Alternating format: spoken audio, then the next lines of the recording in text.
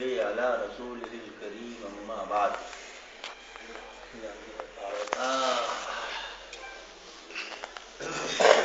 دوستو مظلوم ہو بچوں،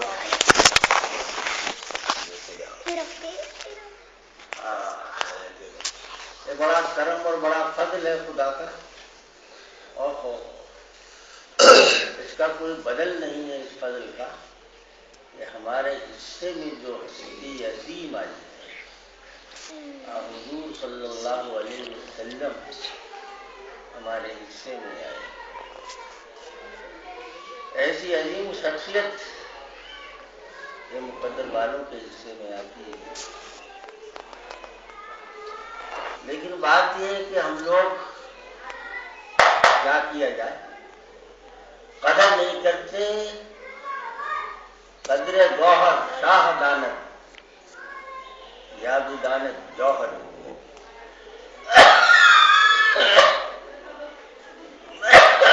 گوہر کہتے موتی کو، بڑی قیمتی موتی. تو موتی کی قیمت یا تو بادشاہ سمجھتا یا جو جوہری ہے صراف ہے. تو موتی کی قیمت کتنا قیمتی ہے یا تو بادشاہ سمجھتا ہے اس کو. عام آدمی کیا سمجھے گا؟ عام آدمی تو اس کو ایسے ہی کوٹ سمجھ لے گا یا ایسے ہی منکا سمجھ لے گا.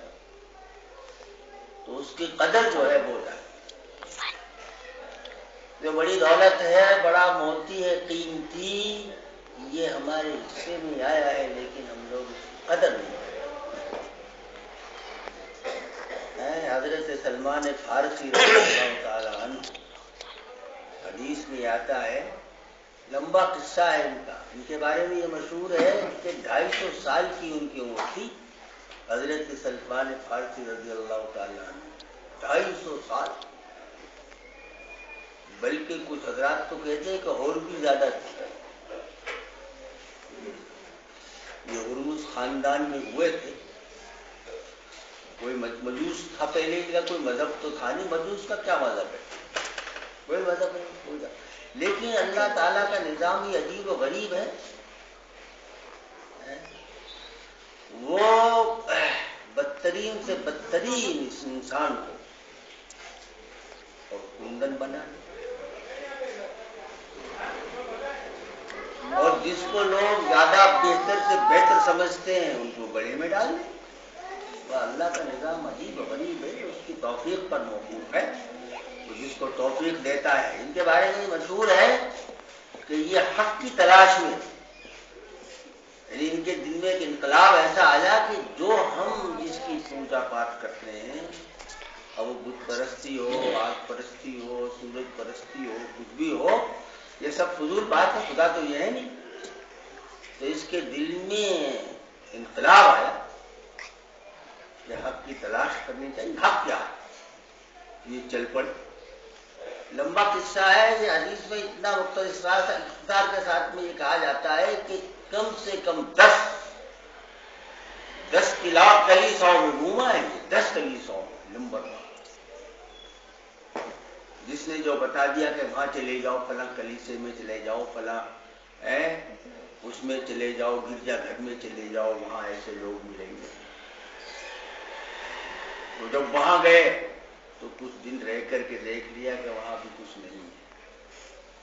لیکن جب حق کا دکم اللہ تعالیٰ دل میں گاڑ دیتا ہے اور بیج بیٹھ جاتا ہے تو وہ ٹکنے نہیں دیتا. پھر حق کی تلاش میں آگے نکلے. ان کے ہاں گئے، جو کچھ بتا دیا کسی نے وہیں پہنچے. لیکن حق جو ہے انہوں نے کہا، ان کا بھی انتقال ہو گیا. لمبا قصہ ہے. جس کے ہاں گئے، جس گردوارے میں اس میں کیا کہتے ہیں گرجا گھر یا کلیسا میں گئے، جو ان کا پادری تھا، کہ ان کی خدمت میں رہتے تھے، کچھ حاصل کرتے تھے، لیکن سیراب نہیں ہوتے تھے. ان کا انتقال ہو گیا. یاد ہے حدیث میں کہ تقریباً 10 لوگوں کے یہاں پہنچے ہیں، 10 پادریوں کے پاس پہنچے ہیں، اور 10 کے 10 وہاں سیرابی نہیں ہوئی. آخر والے بتا دیا کہ تم وہاں چلے جاؤ، عرب میں چلے جاؤ، اور ایک جگہ ہے وہاں کھجوریں بہت ہوتی ہیں. یہ پہچان بتاؤں، وہاں ایک پیغمبر ہے آخر جمع ہونے والا، پیدا ہونے والا ہے. ہو سکتا ہے وہ پیدا بھی ہو گئے ہوں تو تم وہاں چلے جاؤ، وہاں تم سیراب ہو گئے، اس پر ایمان لانا ہو. تو اندازہ لگائیے کہ دسیوں کے پاس گھومے ہیں اور دسیوں ملکوں میں گئے ہیں، تو انہیں تلاش تھی، جستجو تھی، تڑپ تھی، پھر آخر میں وہی پہنچے مدینہ پاک. اور اس صورت میں اس شکل میں پہنچے کہ وہ غلام بھی بنا لیے گئے تھے. اس لیے کہ جو مارا مارا پھرتا ہے اس زمانے میں کہیں ایسا نظم تھا نہیں، چاہے جس کو پکڑ لیا، چاہے جس کو پکڑ کر مارکیٹ میں بیچ دیا اور اپنے لے لیے پیسے، چاہے جس کے ساتھ کچھ کیا. ان کو بھی غلام بنا لیا تھا، آواز پکڑ لیا، بیچ دیا. بہت طویل قصہ ہے، میں اس طویل قصے کو بیان کیا کروں، اس کو بیان کرنے کی ضرورت نہیں. غرض یہ ہے کہ انہیں تلاش تھی حق کی. تو دوستو اصل میں جب ڈھونڈتے رہیں گے ڈھونڈتے رہیں گے ڈھونڈتے رہیں گے، آپ کو گوہر مل ہی جائے گا. انہیں تلاش تھی تو مل گیا. اور حضور صلی اللہ علیہ وسلم کے یہاں آپ گئے، وہ ساری علامات، چونکہ پڑھے لکھے آدمی تھے، ساری علامات دیکھ لی تھی، اور جا کر کے حضور صلی اللہ علیہ وسلم پر ایمان لیا. ساری پہچانیں شناختیں جتنی تھی وہ سب ان کو مل گئی. لیکن غلام تھے، کسی کے غلام تھے، اس لیے ان سے پھر سودا کیا. اور حضور صلی اللہ علیہ وسلم نے سودا کیا. انہوں نے کتنے کھجور کے پیڑ لگا دو اور وہ پیڑ پھل دینے لگے. 300 یا کتنے حدیث میں آتا ہے، یہ پیڑ لگا دو وہ پھل دے دے، پکاؤ پر آ جائے تب تمہاری چھٹی.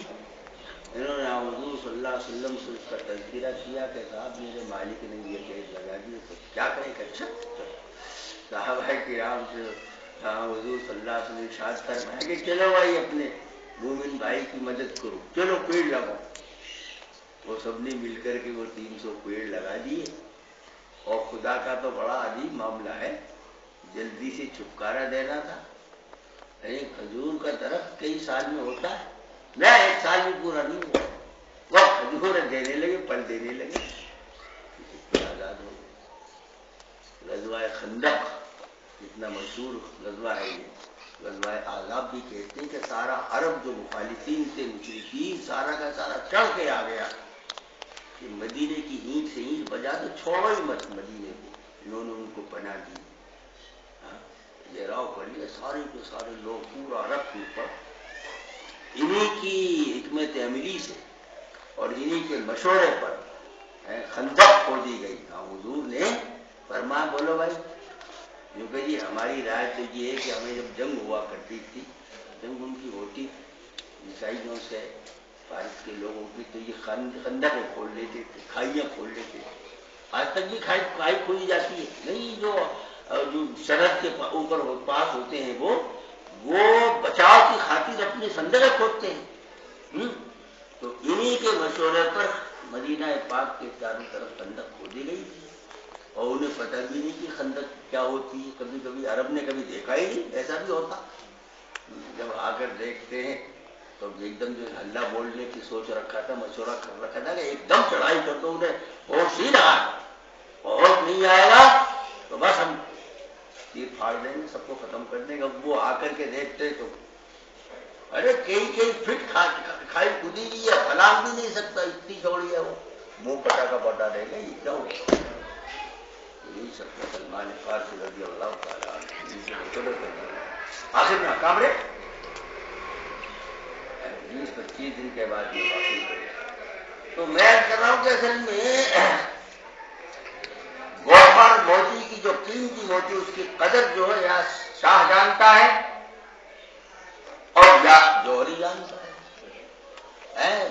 بس تشبیہ کے طور پر یہ سمجھ لو کہ خدا جانتا ہے اور خدا کا نبی جانتا ہے، کوئی قدر اور اس کی کر نہیں سکتا. حضور صلی اللہ علیہ وسلم اس امت میں اللہ تعالیٰ نے ہم کو پیدا کیا ہے، اس کی قدر کرو. کس کو ملتا ہے یہ گوہر؟ کس کو ملتا ہے؟ بڑا قیمتی ہے، انمول ہے، اس کی قیمت ہی نہیں ہے. ہم جو ذکر وغیرہ کراتے ہیں وہ اسی کی خاطر کراتے ہیں کہ ذرا رٹ جائے، یہ نام دل پر نقش ہو جائے، لا الہ الا اللہ محمد رسول اللہ الا اللہ اللہ اللہ کی جو رٹ لگواتے ہیں، اسی لیے کہ ذرا دل تھوڑا سا پگھل جائے، اس میں انقلاب پیدا ہو جائے، اس واسطے ذکر کرایا جاتا ہے تاکہ کسی اور کی گنجائش نہ رہے اس میں، اللہ ہی اللہ کی میرے اور اللہ تعالیٰ ہم کو آپ کو توفیق نصیب فرمائے اور زیادہ سے زیادہ اللہ کے فکر کا ہمارا ورد اور وظیفہ ہونا چاہیے۔ واقع دعوانا